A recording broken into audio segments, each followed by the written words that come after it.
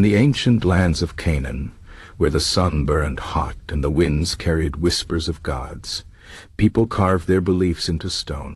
These stone steles, tall and solemn, stood as messages to the heavens. They told stories of gods who ruled the storms, the seas, and the earth itself. Today we will journey back in time to uncover the mysteries of the Canaanite gods as they were carved in stone. Long ago, the Canaanites lived in a land between great empires. They worshipped many gods, each with power over different parts of life. The most powerful of these gods was El, the father of all. He was wise and old, often shown sitting on a throne. His name meant God, and he was king over all others. Carvings of El show him with a long beard, a sign of his wisdom. The Canaanites believed he lived on a sacred mountain, far above the clouds.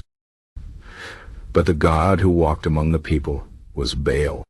He was the storm god, the bringer of rain. Without Baal, the crops would die, and the land would turn to dust.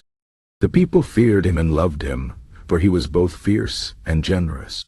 Stone steles show Baal, holding a thunderbolt ready to strike.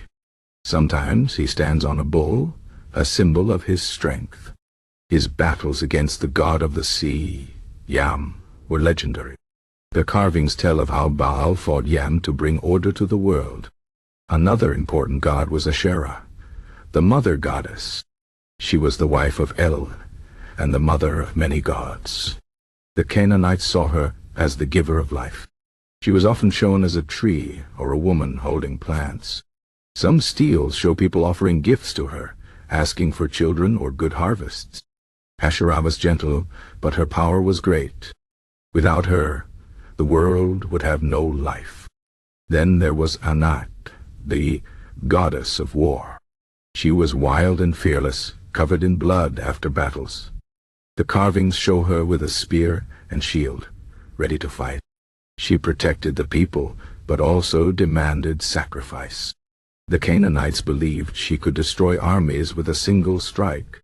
Yet she was also the sister of Baal and fought to protect him. The sea was ruled by Yam, the great dragon. He was chaos itself, rising from the waters to challenge the gods. The steles show him as a serpent or a monster with many heads.